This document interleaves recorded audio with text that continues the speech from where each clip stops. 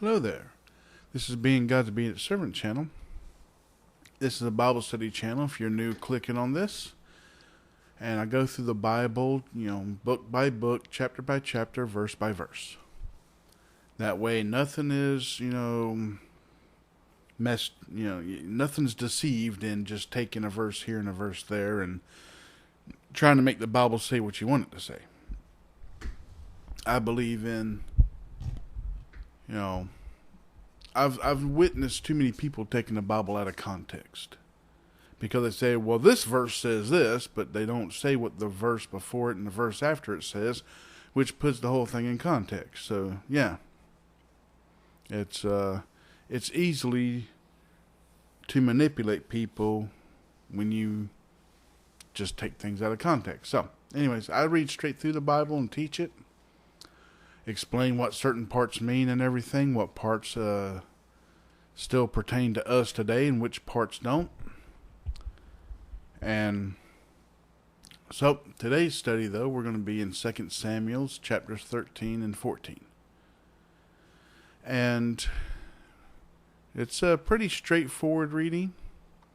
A little bit to learn here, but yeah, it's pretty straightforward. So we're going to go ahead and get started. And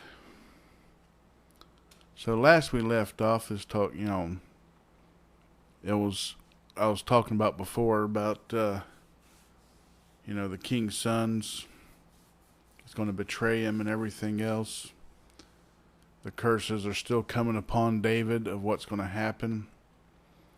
And so this is what we're starting in right now. Because King David has already received a curse for what he did with Bathsheba. But it was a lot more of the curse. Punishment was more, I didn't say curse, but more of the punishment still coming. Just his child with Bathsheba that passed away, got sick and died. That was just part of it. So now we're going to start coming into some of the other parts of it, which is going to increase David's sorrow later on. It's not really, I'm sorry.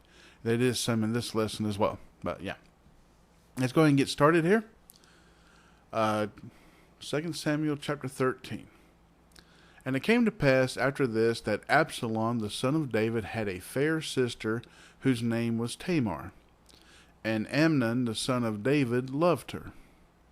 And Amnon was so vexed that he fell sick for his sister Tamar. For she was a virgin, and Amnon thought it hard for him to do anything to her. Now, it doesn't really change too many things, but she is a half-sister. So, you gotta remember, King David has 300 and something wives and concubines and has children with many of them. I'll probably say he's probably at least has one child with all of them. But of course, some people, they only have daughters or have more daughters than sons and so on and so forth, but still. But yeah, this is one of his half-sisters. But yeah, continue on here, verse 3. But Amnon had a friend whose name was Jonadab, the son of Shimeah, David's brother. And Jonadab was a very subtle man. And he said unto him, Why art thou, being the king's son, lean from day to day? Wilt thou not tell me? And Amnon said unto him, I love Tamar, my brother Absalom's sister. Now, if you don't really get the saying there where it says, you lean, king's sons lean from day to day, it's mopey. Seem depressed. Let's continue on. Verse 5. And Jonadab said unto him, Lay thee down on thy bed, and make thyself sick. And when thy father cometh to see thee, say unto him, I pray thee, let my sister Tamar come, and give me meat, and dress the meat in my sight, that I may see it, and eat it at her hand. So Amnon lay down, and made himself sick. And when the king was come to see him, Amnon said unto the king, I pray thee, let Tamar my sister come, and Make me a couple of cakes in my sight, that I may eat at her hand. Then David sent home to Tamar, saying, Go now to thy brother Amnon's house, and dress him meat. Now, of course, you don't remember from that, dress meat means, prepare, meat to eat, prepare things to eat, and everything. So you gotta remember, everything back then was done from scratch. Everything. They did have some dry goods, which is normally just the grains. You have corn. They would they'd dry that out and have, dry corn. And same thing with wheat. They, have to mill it all down and make bread and stuff out of it. But for the most part, everything else had to be done, daily by hand. So that includes also your meat. There was no refrigerators or freezers or anything back then. There was no thawing out, no grocery stores, none of that stuff. Everything was done the hard way, which was just the common way for them. But yeah, let's continue on here. Verse 8. So Tamar went to her brother Amnon's house, and he was laid down, and she took flour and kneaded it and made cakes in his sight, and did bake the cakes. And she took a pan and poured them out before him, but he refused to eat. And Amnon said, Have out all men from me. And they went out, every man from him. And Amnon said unto Tamar, Bring the meat into the chamber, that I may eat of thine hand.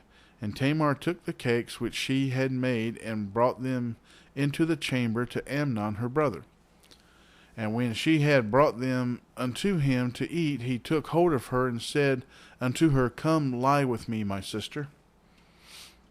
And she answered him, Nay, my brother, do not force me, for no such thing ought to be done in Israel. Do not thou this folly. And I, whither shall I cause my shame to go? And as for thee, thou shalt be as one of the fools in Israel. Now therefore I pray thee, speak unto the king, for he will not withhold me from thee. Now, she's not against marrying her half-brother.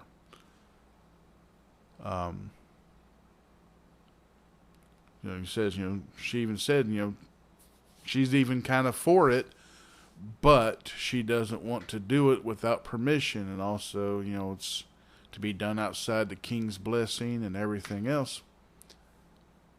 But, of course, when people are raised powerful, they're normally spoiled, and they want things their way regardless. But yeah. Still true to today.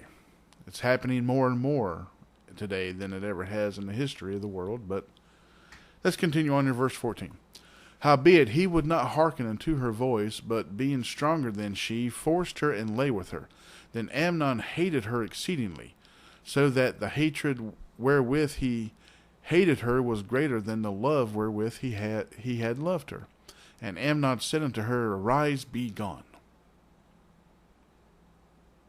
So, yeah, that was we all know that was even worse, because now not only has he defiled his half-sister, he is now, in the eyes of God, that's his wife now. As the Bible says, God says, the man that takes a woman's virginity is her husband. And now he's telling his now wife to leave. And he hates her. Now, what's the commandment from God for men that has a good woman as wife? To be a good woman, you have to be good in the eyes of God, not the eyes of man, not in the eyes of yourself. You have to do things God's ways. And from the saying here, Tamar was a godly woman. But, so she's a good woman, and God commands if the man has a good wife, he is to love, honor, and cherish her, for she is a gift. But now he's already hating her. So, A lot of things going wrong here, but continue on. Verse 16. And she said unto him, There is no cause. This evil is sending me away is greater than the other that thou did unto me. But he would not hearken unto her. Then he called his servant that ministered unto him, and said, Put now this woman out from me, and bolt the door after her. And she had a garment of divers colors upon her, for with such robes were the king's daughters that were virgins apparelled. Then his servant brought her out, and bolted the door after her. And Tamar put ashes on her head, and rent her garment of divers colors that was on her, and laid her hand on her head, and went on crying. And Absalom her brother said unto her, Hath Amnon thy brother been with thee? Behold now thy peace, my sister. He is thy brother. Regard not this thing. So Tamar remained desolate in her brother Absalom's house. But when King David heard of all these things, he was very wroth. And Absalom spake unto his brother Amnon neither good nor bad, for Absalom hated Amnon, because he had forced his sister Tamar. And it came to pass after 2 full years that Absalom had sheep shearers in Baal Hazor, which is beside Ephraim, and Absalom invited all the king's sons. So even back then, as it supposed to be today, but even back then, the brother of the sisters, especially the older brothers, even the same age or younger ones, were to help keep their sister safe. It's the responsibility of all men, especially anybody calling themselves godly men. They were chaperones of women. They always helped protect women and everything else because, kind of we're supposed to. It's also ordered by God to do so. But it's there's a difference if the woman is a worldly woman versus a godly woman. Because if you help a worldly woman, a sinful woman, then God can't teach her lessons he need to teach her by giving her a hard life to come to him and follow him and do it his way. If everybody keeps bailing her out, she'll keep doing it Satan's way, which helps keep her lost. So there's a lot of rules involved with this and that. But when it comes to your sister, the brother is supposed to be the keeper of their sisters, protectors. So yeah, Absalom's a little ticked off here. Later on, we find out one thing. He's even mad at his dad, King David, because King David didn't do anything to Amnon about it. And this is where Absalom is the one that sins against his father and tries to take over the kingdom against his father. But anyway, let's continue on here. I'm jumping way ahead. Well, I think that's starting in the next lesson will be starting that. So anyways, continue on here. Verse 24. And Absalom came to the king and said, Behold now, thy servant hath sheep shearers. Let the king, I beseech thee, and his servants go with thy servant. And the king said to Absalom, Nay, my son, let us not all now go, lest we be chargeable unto thee. And he pressed him, howbeit he would not go, but blessed him. Then said Absalom, If not, I pray thee, let my brother Amnon go with us. And the king said unto him, Why should he go with thee? But Absalom pressed him, that he let Amnon and all the king's sons go with him. Now Absalom had commanded his servants, saying, Mark ye now when Amnon's heart is merry with wine. And when I say unto you, Smite Amnon, then kill him, fear not, have not I commanded you? Be courageous and be valiant. And the servants of Absalom did unto Amnon as Absalom had commanded. Then all the king's sons arose, every man gat him up upon his mule, and fled. And it came to pass, while they were in the way, that tidings came to David, saying, Absalom hath slain all the king's sons, and there is not one of them left. Then the king arose and tare his garments, and lay on the earth, and all his servants stood by with their clothes rent. And Jonadab, the son of Shimeah, David's brother, answered and said, Let not my lord suppose that they have slain all the young men, the king's sons, for Amnon only is dead. For by the appointment of Absalom this hath been determined from the day that he forced his sister Tamar. Now therefore let not my lord the king take the thing to his heart to think that all the king's sons are dead, for Amnon only is dead. But Absalom fled, and the young man that kept the watch lifted up his eyes and looked, and behold, there came much people by the way of the hillside behind him.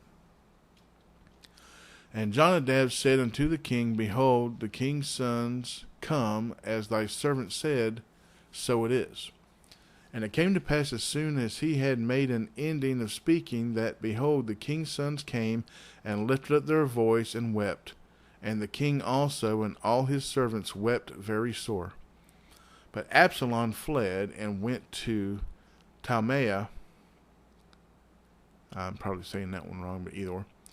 The son of Aminab, king of Geshur, and David mourned for his son every day.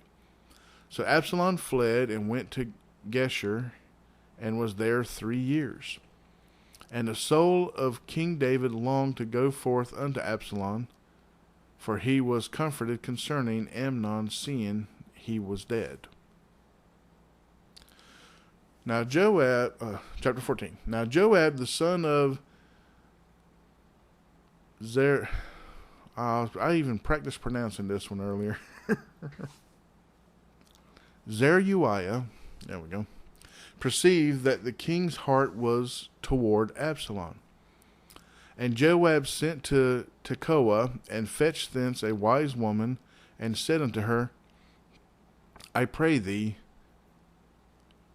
feign thyself to be a mourner, and put on now mourning apparel, and anoint not thyself with oil, but be as a woman that had a long time mourned for the dead. And come to the king, and speak on this manner unto him. So Joab put the words in her mouth. And when the woman of Tekoa spake to the king, she fell on her face to the ground, and did obeisance, and said, Help, O king. And the king said unto her, What aileth thee? And she answered, I am indeed a widow woman, and mine husband is dead. And thy handmaid had 2 sons, and they 2 strove together in the field. Fought is what strove is, And there was none to part them, but the one smote the other, and slew him. And behold, the whole family is risen against thine handmaid, and they said, Deliver him that smote his brother, that we may kill him for the life of his brother whom he slew. And we will destroy the heir also, and so they shall quench my coal which is left, and shall not leave to my husband neither name nor remainder upon the earth. And the king said unto the woman, Go to thine house, and I will give charge concerning thee. And the woman of Tekoa said unto the king, My lord, O king, the iniquity be on me, and on my father's house, and the king and his throne be guiltless. And the king said, Whosoever saith aught unto thee, bring him to me, and he shall not touch thee any more. Then said she, I pray thee, let the king remember the Lord thy God, that thou wouldest not suffer the revengers of blood to destroy any more, lest they destroy my son. And he said, As the Lord liveth, there shall not one hair of thy son fall to the earth. Then the woman said, Let thine handmaid, I pray thee, speak one word unto my lord the king. And he said, Say on. And the woman said, Wherefore then hast thou sought such a thing against the people of God? For the king doth speak this thing as one which is faulty, in that the king doth not fetch home again his banished. For we must needs die, and are as water spilt on the ground, which cannot be gathered up again, neither doth God respect any person. Yet doth he devise means that his banished be not expelled from him. Now, of course, this is a little confusing trying to read this one. Some people may get it straight off the bat because it is Old English, but I had to do a little bit of, studying here on some things. Yeah, because, the woman sitting here speaking of his banished son, which, Absalom fled. I never really said that he was banished, but he did flee. I guess from being judged for killing his brother. But, the woman sitting here trying to tell the king that with the promise he just made to God, that God, would kill them all. And, because there's parts that says, For we must needs die, and are as water spilt on the ground. It's more like, we will surely die and be as water that is spilt on the ground, because, also it speaks about how, God has means, he's made rules and everything, has things to where, for the banished to be, to not be banished anymore, to be, forgiven. Stuff of that nature.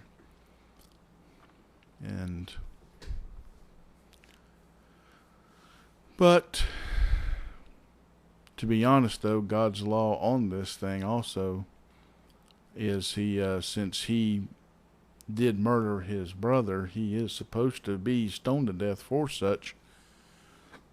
But that doesn't happen. And we all know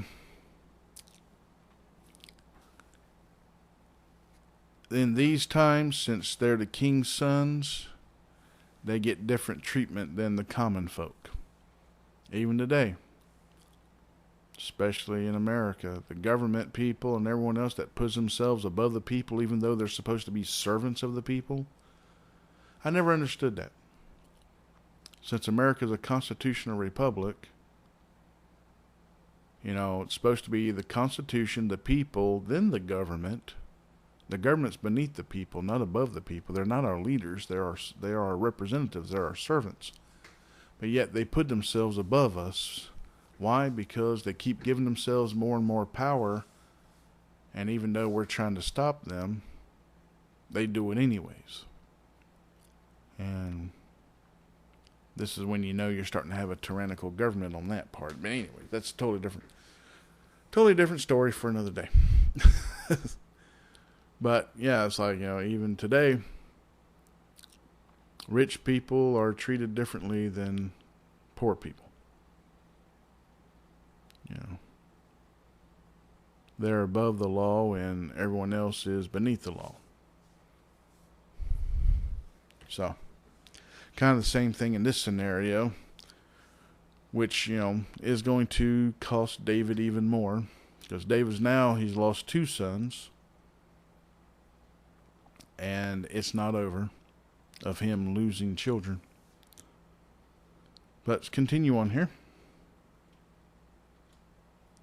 Verse 15. Now therefore that I am come to speak of this thing unto my lord the king, it is because the people have made me afraid. And thy handmaid said, I will now speak unto the king. It may be that the king will perform the request of his handmaid. For the king will hear to deliver his handmaid out of the hand of the man that would destroy me and my son together out of the inheritance of God. Then thine handmaid said, The word of my lord the king shall now be comfortable, For as an angel of God, so is my Lord the king to discern good and bad. Therefore the Lord thy God will be with thee. Then the king answered and said unto the woman, Hide not from me, I pray thee, the thing that I shall ask thee. And a woman said, Let my lord the king now speak. And the king said, Is not the hand of Joab with thee in all this? And the woman answered and said, As thy soul liveth, my lord the king, none can turn to the right hand or to the left from out that my lord the king hath spoken. For thy servant Joab, he bade me, and he put all these words in my mouth of thine handmaid.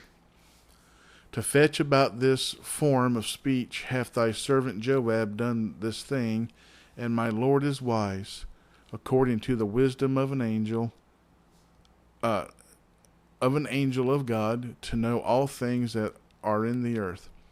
And the king said unto Joab, Behold, now I have done this thing. Go therefore, bring the young man Absalom again. And Joab fell to the ground on his face, and bowed himself, and thanked the king. And Joab said, Today thy servant knoweth that I have found grace in thy sight, my lord, O king, in that the king hath fulfilled the request of his servant. So Joab arose and went to Geshur, and brought Absalom to Jerusalem. And the king said, Let him turn to his own house, and let him not see my face. So Absalom returned to his own house, and saw not the king's face.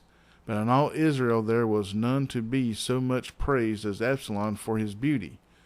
From the sole of his foot even to the crown of his head, there was no blemish in him.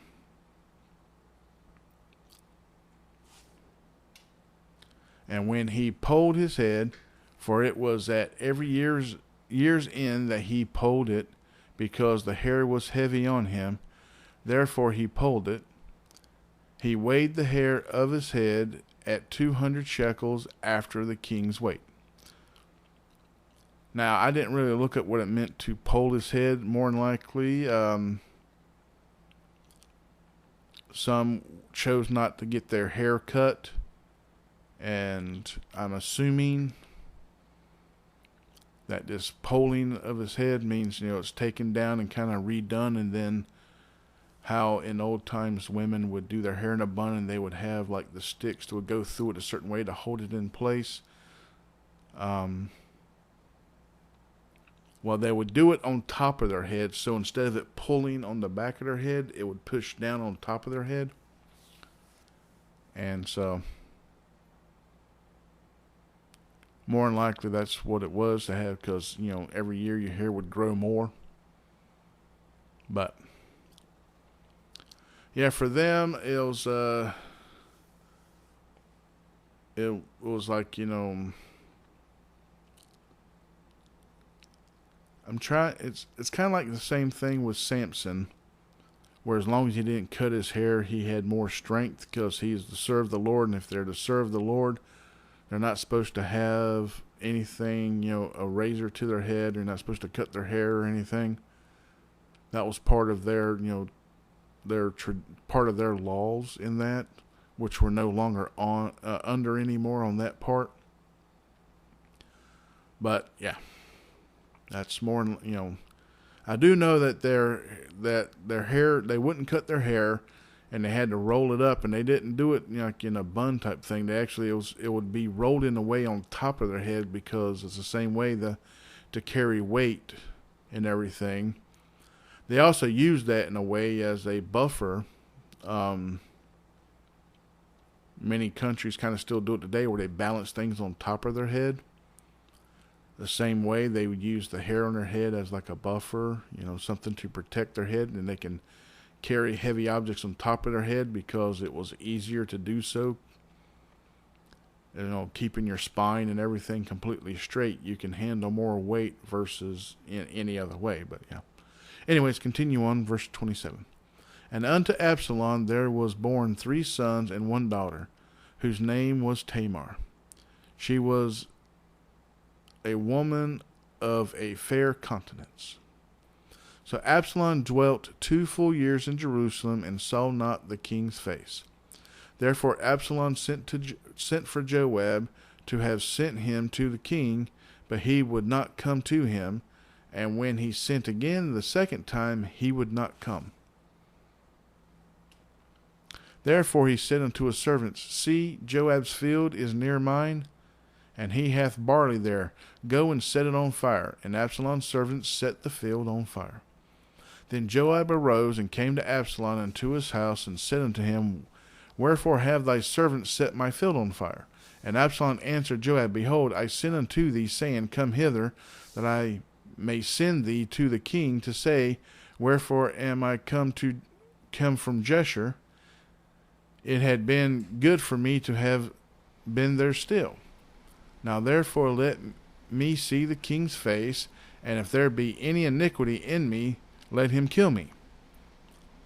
So that's already showing you the spoiledness of Absalom. It's like, hey, he's not coming to me when I'm calling him, so let's burn his stuff down and punish him for, not doing what I say. Which, the king let him come back, but he's pretty much been disowned at the same time. Supposed to have been. That's what it says, not to see my face is like, you're allowed to come back. You will not be stoned to death for killing your brother, but you're pretty much no son. I can't have you as a son of mine either for the sin that you've done. So let's continue on here. Now, Amnon did not do right at all. He did sin and stuff, but remember, we're not to be unjust judges. And, from that moment when Amnon defiled Absalom's sister Tamar, Absalom had hate for his brother in his heart. He sought to kill him. He planned it out. This wasn't heat of passion or this, that, and the other when it happened. This was like over 2 years later is when he actually killed Amnon for what he did to Tamar. But yeah. So I'm not saying Amnon was right, but Absalom was also very wrong there too. It should have been put more on to King David. Say, hey, he should have got with his dad and said, hey, Amnon did wrong. When are you going to do something about it? None of that, was ever said. Pretty much, King David didn't really do anything about it. Which, honestly, he should have. But, once again, whoever's in power, if it's your family, kind of like, a certain drug addict with a certain powerful politician as his daddy, getting out of trouble left and right his whole daggum life, it's the exact same thing. Let's continue on. It's almost at the end. It's the end of the lesson anyways, but yeah.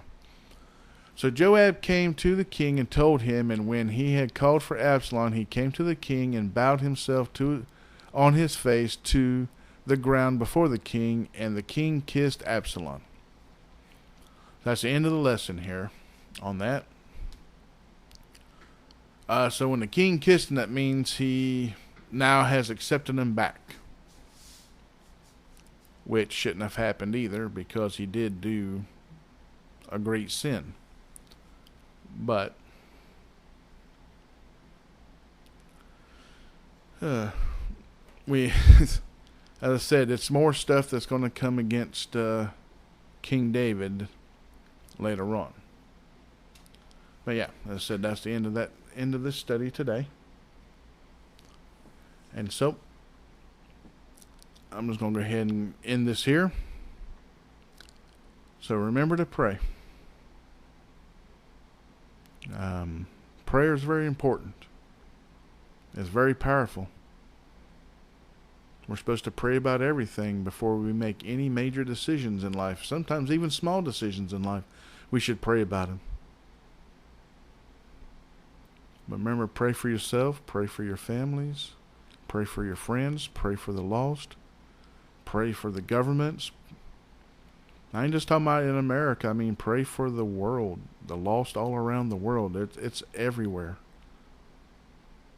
Feminism is a sin, and it's spreading. It is a pure satanic cult. Feminism is.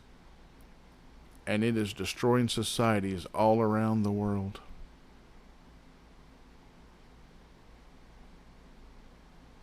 And we gotta, well, it's the reason why these things come to be is because of ungodly people in charge. We got to pray that people start voting wiser on the people that they put in charge in these areas. We got to vote wisely. We need to quit worrying about how well dressed they are, how well spoken they are, how big of an education they have, how much money they have. I mean, all that stuff's worldly garbage. We got to get back to godliness and looking for godly people to be in these, positions. Wise, godly people. They may not be the best spoken people, but, a lot of times that's the best person to be in that position. A godly person is far more useful in that position versus, any worldly person that knows how to manipulate. But we've been misled. We're being taught by our government. We're being taught all around the world. Governments are teaching the people that you got to look at how, sophisticated someone looks, how educated they are, how this, how that. And it's like, that's all worldly stuff. That's not godly at all. That's all vanity and greed and manipulation. And, well, you get the idea. So, remember the Bible says in the end times, when the end times are nigh, it says men will be lovers of themselves, and that is going rampant all around the world. No one cares for each other. They don't even want to know one another anymore. It's just me, my. It's like it's all over the place. And it's hard to witness to these type of people because they just don't want to hear it. But we are to try. And if they don't want to hear it, it says okay. We can't force it upon them, but we are to try. So that's it. I'm going to end this here. So until next time, God bless, good night, and goodbye.